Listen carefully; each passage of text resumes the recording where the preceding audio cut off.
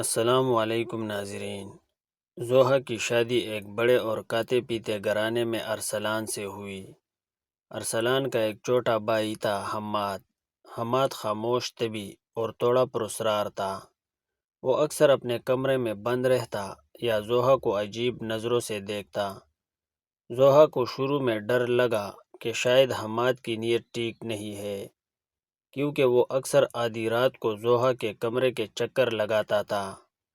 ایک رات زوہا نے دیکھا کہ حماد چپکے سے ان کے کمرے میں داخل ہوا جب ارسلان سو رہا تھا۔ زوہا ڈر کے مارے آنکھیں بند کر کے لیٹی رہی۔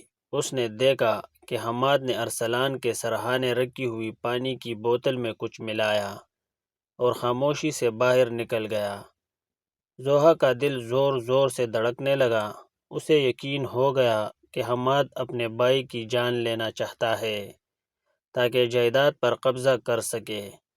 اگلے دن زوہا نے حماد کا پیچھا کیا تو دیکھا کہ وہ گھر کے پچھلے حصے میں ایک پرانے اسٹور روم میں جا کر کسی سے فون پر بات کر رہا تھا۔ وہ کہہ رہا تھا، بس چند دن اور پھر ارسلان کو کبھی پتہ نہیں چلے گا کہ میں نے اس کے ساتھ کیا کیا ہے۔ زوہا اب مزید برداشت نہ کر سکی۔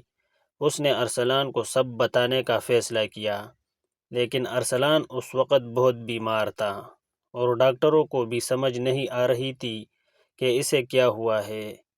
ایک رات جب حماد دوبارہ کمرے میں آیا تو زوہا نے لائٹ جلا دی اور اسے رنگے ہاتھوں پکڑ لیا۔ تم میرے شوہر کو مارنا چاہتے ہو؟ میں نے تمہیں پانی میں زہر ملاتے دیکھا ہے، زوہا چلائی۔ حماد کی آنکھوں میں آنسو آ گئے۔ اس نے کانپتے ہاتھوں سے وہ شیشی زوہا کو دکھائی۔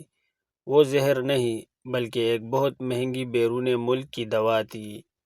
حماد نے روتے ہوئے بتایا، بھائی کو خون کا کینسر ہے اور انہوں نے مجھے قسم دی تھی کہ میں آپ کو نہ بتاؤں۔ وہ نہیں چاہتے تھے کہ آپ اپنی نئی زندگی کے شروع میں ہی پریشان ہو۔ یہ دوا پاکستان میں نہیں ملتی۔ میں اسمگلروں سے چھپ کر یہ دوا منگواتا ہوں اور رات کو بھائی کو دیتا ہوں، کیونکہ وہ آپ کے سامنے دوا لینے سے انکار کر دیتے تھے تاکہ آپ کو شک نہ ہو۔ زوہا کے پیروں تلوں سے زمین نکل گئی۔